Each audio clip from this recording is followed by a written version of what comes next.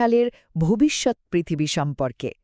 Vision 2040 the Nexus of innovation and crisis report বলছে, আজ থেকে মাত্র ১৪ বছর পর আমাদের চেনা পৃথিবীটা অভাবনীয় প্রযুক্তি আর চরম জলবায়ু সংকটের এক অদ্ভুত জগাখিচুড়িতে পরিণত হবে।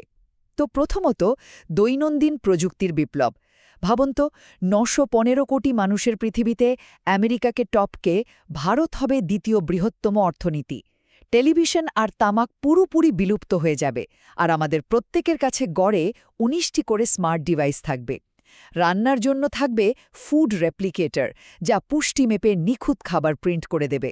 কিন্তু সবচেয়ে অদ্ভুত হল মেমোরি ইমপ্ল্যান্ট, মানে সরাসরি মস্তিষ্কে সিনেমা ডাউনলোডের মতো কয়েক বছরের জেলের স্মৃতি মাত্র একদিনেই অপরাধীদের মাথায় ঢুকিয়ে দেওয়া হবে। একবার ভাবুন, শাস্তি হিসেবে এমন কৃত্রিম স্মৃতি তৈরি করাটা কি আদৌ নৈতিক?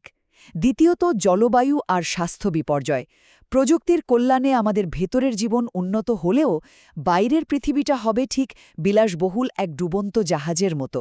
প্রচণ্ড গরমে মধ্যপ্রাচ্য ও আফ্রিকার কিছু অংশ বসবাসের অযোগ্য হয়ে পড়বে, যার ফলে শুরু হবে বিশাল গণ অভিবাসন। খাবার ও সম্পদের অভাবে দাঙ্গা ছড়াবে, আর তরুণ প্রজন্মের মাঝে আলজাইমারের প্রকোপ মারাত্মকভাবে বাড়বে। সত্যি বলতে, যেখানে বাসযোগ্য জমি আর খাবারই নেই, সেখানে মাথাপিছু ১৯টা স্মার্ট ডিভাইস দিয়ে আমরা আসলে কি করব, তাই না? অবশেষে মহাকাশ বিজয় আর অমরত্বের সন্ধান। পৃথিবী যখন বসবাসের অযোগ্য হয়ে উঠবে, মানুষ তখন বাঁচার উপায় খুঁজবে মহাকাশে আর যন্ত্রের মাঝে। জাপানের তৈরি স্পেস এলিভেটর বা মহাকাশ লিফটের কাজ শেষ হবে, নাসার শনির চাঁদ টাইটানে সাবমেরিন পাঠাবে, আর স্পেস এক্স মঙ্গলে পাঠাবে দ্বিতীয় মানব মিশন। এমনকি ক্লাউডে স্মার্টফোন ব্যাকআপ রাখার মতো মানুষের মস্তিষ্ককেও রোবোটিক শরীরে আপলোড করার পরীক্ষা শুরু হবে। আমরা কি তাহলে আমাদের জৈবিক শরীর ছেড়ে যন্ত্রের মাধ্যমে অমর হতে চাইছি?